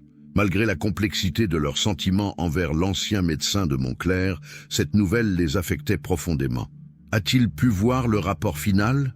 demanda Reed. « Oui, je lui ai fait parvenir une copie anticipée. » Harris hésita. « Il a laissé une lettre pour vous 2. Je l'ai fait déposer à votre hôtel. » Un assistant passa la tête par la porte. « Madame la sénatrice, nous sommes prêts. » La salle de conférence était bondée, bourdonnant d'une énergie électrique. Journalistes, photographes, caméras de télévision, l'Amérique et le monde attendaient les révélations promises. Au premier rang, comme convenu, 2 sièges avaient été réservés pour Reed et Sophie. La sénatrice Harris s'avança vers le podium, flanquée des 4 autres membres de la commission. Le silence tomba instantanément sur l'Assemblée. « Mesdames et messieurs, merci d'être venus », commença-t-elle d'une voix claire et ferme. « Aujourd'hui, nous présentons les conclusions d'une enquête de 6 mois sur l'un des chapitres les plus troublants de notre histoire récente. » Elle détailla brièvement la genèse de la commission, puis présenta le rapport que son assistant distribuait aux journalistes. Reed observa les visages autour de lui alors qu'il parcourait les premières pages. L'incrédulité cédant rapidement place à l'horreur. Ce rapport n'aurait pas été possible sans le courage exceptionnel de 2 témoins clés, poursuivit Harris en se tournant vers eux. Le docteur Nathan Reed et Madame Sophie Bernard, qui ont risqué leur vie il y a 30 ans pour documenter ces abus et qui ont accepté de rompre leur silence pour que justice soit rendue. Tous les regards se tournèrent vers eux. Reed se sentit soudain exposé, vulnérable. Sophie prit sa main et la serra fort, comme elle l'avait fait cette nuit lointaine où ils avaient fui Montclair. Les questions fusèrent, précises, incisives, parfois incrédules. La sénatrice y répondait avec une maîtrise parfaite, renvoyant constamment aux faits établis dans le rapport. À aucun moment elle ne céda à la tentation du sensationnalisme ou de l'accusation partisane. « Sénateur Harris, » demanda un journaliste du Washington Post, « quelles seront les conséquences concrètes de ce rapport? Des poursuites judiciaires sont-elles envisagées? » « La plupart des principaux responsables sont décédés, » répondit-elle. « Mais nous avons identifié 17 personnes, encore en vie, qui ont participé activement à ces programmes. Leurs noms ont été transmis au département de la justice et aux autorités françaises. » Un correspondant de l'AFP se leva. « Quelle a été la réaction du gouvernement français face à ces allégations ?» Harris sourit froidement. « Le terme « allégation » est inapproprié, monsieur. Nous parlons de faits documentés. Quant au gouvernement français, il a reçu une copie anticipée du rapport et prépare actuellement sa réponse officielle. La conférence dura près de 2 heures. À la fin, quelques journalistes tentèrent d'approcher Reed et Sophie, mais l'agent Reardon intervint promptement, les escortant vers une sortie discrète. De retour à leur hôtel, ils trouvèrent l'enveloppe laissée par Mercier. Reed l'ouvrit avec précaution, comme s'il craignait ce qu'elle pouvait contenir. La lettre était brève, écrite d'une main tremblante mais déterminée. « Docteur Reed, Madame Bernard, lorsque vous lirez ces lignes, je ne serai plus. La maladie progresse plus vite que prévu, mais je ne la regrette pas. Elle m'offre une fin que je ne mérite sans doute pas, paisible, digne, contrairement à celle de nos victimes. Je ne cherche pas votre pardon, certaines actions sont impardonnables. Mais je tenais à vous remercier pour votre courage. Vous avez fait ce que je n'ai pas eu la force de faire pendant 30 ans. J'ai déposé chez un notaire parisien l'intégralité de mes archives personnelles sur Montclair et le programme Atlas, des documents qui n'apparaissent pas dans le rapport Harris. Ils vous seront transmis après ma mort. Faites-en ce que vous jugerez bon. La vérité finit toujours par émerger, même si elle met parfois du temps. Avec mon respect, Paul Mercier. Reed replia lentement la lettre, les yeux humides. Tant d'années, tant de vies brisées, tant de silences complices. Et maintenant, enfin, les mots prenaient forme. Les témoignages s'élevaient. La vérité éclatait au grand jour. Le téléphone de la chambre sonna, les ramenant au présent. C'était David Wilson, appelant de San Francisco. « C'est partout », annonça-t-il, l'excitation palpable dans sa voix. « Toutes les chaînes, tous les journaux, personne ne parle d'autre chose. »« Comment est-ce reçu ?» demanda Sophie. « Le choc est total. Même les plus cyniques ne peuvent nier l'évidence face à cette documentation. » Des manifestations spontanées ont lieu devant l'ambassade de France à Washington. Reed soupira. « Et maintenant ?»« Maintenant ?» David marqua une pause. « Maintenant, l'histoire suit son cours. Le rapport Harris deviendra une référence, un point de départ pour d'autres investigations. Les familles des victimes pourront enfin connaître la vérité. Et vous deux, nous deux, vous pourrez peut-être enfin trouver la paix. » La paix. Reed se demanda à quoi elle ressemblait vraiment. Après 30 ans de silence forcé, de regards par-dessus l'épaule, de cauchemars peuplés de visages sans nom, la paix semblait un concept presque abstrait. Carmel by the Sea, Californie, 12 novembre 1984. L'automne californien baignait la côte d'une lumière dorée. Reed contemplait l'océan depuis sa terrasse, bercé par le rythme éternel des vagues. 7 mois s'étaient écoulés depuis la publication du rapport Harris. 7 mois durant lesquels le monde avait dû confronter l'horreur de Montclair et des programmes similaires. Les conséquences avaient dépassé leurs espérances. En France, une commission d'enquête parlementaire avait été instituée, confirmant largement les conclusions américaines. 3 anciens responsables du programme Atlas avaient été inculpés pour crimes contre l'humanité. Le gouvernement avait officiellement présenté ses excuses aux familles des victimes identifiées et créé un fonds d'indemnisation. Aux États-Unis, les révélations avaient entraîné un réexamen complet des archives de la CIA concernant MK-Ultra et d'autres programmes de recherche psychologique. De nouvelles auditions sénatoriales avaient été organisées, élargissant l'enquête à d'autres installations. Sophie sortit de la maison, portant 2 tasses de thé.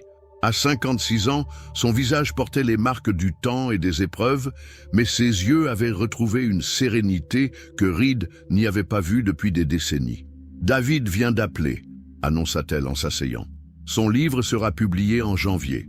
L'éditeur prévoit un tirage initial de 100 000 exemplaires. » Reed sourit. Wilson avait passé des mois à approfondir l'enquête, interviewant d'anciens patients, des familles de victimes, des lanceurs d'alerte au sein des services secrets. Son livre, Les fantômes de Montclair, promettait d'être l'ouvrage de référence sur cette affaire. « A-t-il pu accéder aux archives de Mercier ?» demanda Reed. « Oui, finalement. Le notaire parisien a été autorisé à les libérer par la justice française. » Sophie hésita. Apparemment, elles contiennent des informations sur d'autres installations, des endroits dont nous n'avions jamais entendu parler. Reed soupira. L'horreur de Montclair n'avait été qu'une pièce d'un puzzle bien plus vaste.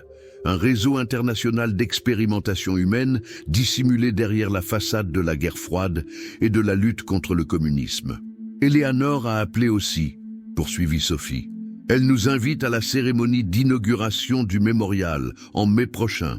Le mémorial des victimes des expérimentations non consensuelles, un projet porté par la sénatrice Harris et approuvé à l'unanimité par le Congrès. Un lieu de recueillement où seraient gravés les noms de toutes les victimes identifiées, pas seulement de Montclair, mais de tous les programmes similaires menés sur le sol américain. « Irons-nous » demanda Reed. Sophie prit sa main. « Bien sûr, nous le devons à ceux qui n'ont pas pu témoigner. » Le courrier du jour était posé sur la table. Parmi les enveloppes, Reed remarqua l'entête du bureau du procureur général de France. Depuis la publication du rapport, il recevait régulièrement des documents officiels, demandes de précision, convocations pour des témoignages complémentaires, mises à jour sur les procédures en cours. Mais cette lettre était différente. Reed l'ouvrit lentement, parcourut son contenu, puis l'attendit à Sophie, le visage grave. « Ils ont retrouvé l'endroit », dit-il simplement. Le texte, rédigé dans un français administratif, informait qu'après des mois de recherche, les autorités avaient localisé le lieu où les corps des victimes de Montclair avaient été enterrés. Une parcelle isolée dans la forêt, à 3 kilomètres de l'asile. Des fouilles préliminaires avaient permis d'exhumer déjà 12 corps. « Mon Dieu !» murmura Sophie, les larmes aux yeux. Après tout ce temps, Reed se sentit submergé par une vague d'émotions contradictoires. Horreur face à cette confirmation macabre, mais aussi soulagement que les victimes puissent enfin être identifiées, nommées, rendues à leur famille. Il nous demande si nous souhaitons assister à la cérémonie d'hommage prévue le mois prochain, dit Sophie en terminant la lecture. Reed ferma les yeux, se remémorant les visages des patients qu'il avait connus brièvement. Marie Dufresne, James Harris, Pierre Lefort et tant d'autres dont les noms restaient gravés dans sa mémoire. Retourné en France, à proximité de Montclair, l'idée éveillait en lui une angoisse viscérale. « Je ne sais pas si j'en ai la force », avoua-t-il. Sophie serra sa main plus fort. « Nous avons survécu au pire, Nathan. Nous pouvons affronter cela aussi, ensemble, comme toujours. » Le téléphone sonna à l'intérieur. Reed se leva pour répondre, reconnaissant la voix de David Wilson. « Docteur Reed, j'ai une nouvelle que vous devriez entendre », annonça le journaliste. « Les autorités françaises viennent d'arrêter Élise Dumont. » Reed s'appuya contre le mur, sidéré. « Dumont? Elle est encore en vie? Très vivante, et cachée sous une fausse identité depuis 30 ans. Elle vivait dans un village des Alpes, se faisant passer pour une veuve de guerre. » L'image de l'infirmière-chef surgit dans l'esprit de Reed, son visage austère, son regard dénué d'émotion, alors qu'elle assistait Lambert dans ses procédures. De tous les complices de Montclair, elle avait toujours été la plus énigmatique, la plus insondable. Comment l'ont-ils retrouvée? Grâce aux archives de Mercier, il avait gardé une trace de tous ceux qui avaient reçu de nouvelles identités après la fermeture de Montclair. Wilson marqua une pause. « Elle sera jugée, docteur Reed. Le procureur veut savoir si vous et madame Bernard accepteriez de témoigner. » Reed regarda par la fenêtre vers Sophie, toujours assise sur la terrasse. « Je dois en discuter avec Sophie.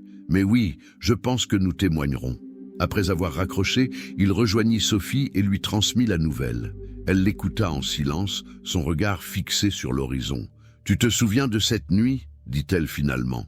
« Quand j'ai dû me battre contre elle et les infirmiers, je voyais dans ses yeux qu'elle aurait pu me tuer sans hésiter. Pas par haine ou colère, mais avec le détachement clinique qu'elle mettait dans toutes ses actions. » Reed hocha la tête. Elle était peut-être la plus terrifiante de tous. Lambert et les autres avaient au moins l'excuse de l'idéologie, de la science. Elle obéissait simplement, sans question, sans émotion. Et maintenant, elle devra répondre de ses actes. Sophie inspira profondément. « Oui, nous témoignerons. Et nous irons à la cérémonie en France. Il est temps de boucler la boucle. » Les semaines suivantes passèrent dans une frénésie de préparatifs. Des dépositions à finaliser pour le procès Dumont, des témoignages complémentaires pour la commission française, des interviews accordées à des historiens documentant cette période sombre. Reed se surprit à éprouver un sentiment étrange, presque de la gratitude. Pendant 30 ans, Montclair avait été un secret, un fardeau, un cauchemar privé, partagé uniquement avec Sophie. Maintenant, c'était devenu une page de l'histoire, étudiée, analysée, condamnée collectivement. Le 10 décembre, ils s'envolèrent pour Paris. La France hivernale les accueillit sous un ciel gris et bas, si différent du soleil californien. Un représentant du ministère de la Justice les attendait à l'aéroport, les conduisant à leur hôtel avec une déférence qui les mit mal à l'aise. « Vous êtes considérés comme des héros ici, vous savez », leur expliqua-t-il. « Vos témoignages ont permis de lever le voile sur l'un des chapitres les plus sombres de notre histoire récente. » Reed échangea un regard avec Sophie. Héros? Il ne s'était jamais vu ainsi. Survivant, peut-être. Témoin, certainement. Mais héros? Le lendemain, ils se rendirent au palais de justice, où Élise Dumont devait comparaître pour une audience préliminaire. La salle était bondée. Journalistes, familles de victimes, simples citoyens, venus observer ce moment historique. Et puis, elle entra, escortée par 2 gendarmes. À 87 ans, Élise Dumont semblait avoir à peine changé. Son dos était toujours droit, son regard toujours froid et évaluateur. Seuls ses cheveux, désormais d'un blanc immaculé, témoignaient du passage du temps. Son regard balaya la salle et s'arrêta sur Reed et Sophie. Pendant un instant suspendu, leurs yeux se croisèrent, les bourreaux et ceux qui avaient échappé, réunis 3 décennies plus tard. Reed s'attendait à ressentir de la haine, de la colère. Au lieu de cela, il n'éprouva qu'une immense tristesse. Cette femme avait consacré sa vie à infliger de la souffrance, à nier l'humanité des autres. Quel vide intérieur devait-elle ressentir? L'audience fut brève. Dumont, contre toute attente, plaida coupable à tous les chefs d'accusation. Son avocat expliqua qu'elle souhaitait faire face à ses responsabilités avant de quitter ce monde. En sortant du tribunal, sous le ciel parisien qui s'obscurcissait déjà en ce court jour d'hiver, Reed et Sophie marchèrent en silence, bras dessus, bras dessous, comme ils l'avaient fait tant de fois au cours de leur longue vie commune. « Tu sais, dit finalement Sophie, je me demande parfois ce qui serait arrivé si nous n'avions pas fui cette nuit-là, si nous étions restés pour affronter Lambert et les autres. » Reed secoua doucement la tête. « Nous serions morts, Sophie, et la vérité aurait été enterrée avec nous. Peut-être, concéda-t-elle, ou peut-être aurions-nous pu sauver quelques vies de plus. » Reed s'arrêta, prenant son visage entre ses mains. « Tu ne peux pas porter ce fardeau. Nous avons fait ce que nous pouvions, avec les moyens que nous avions. » Elle acquiesça lentement, ses yeux brillants de larmes contenues. « Et maintenant, nous avons accompli ce que nous nous étions promis. La vérité est connue.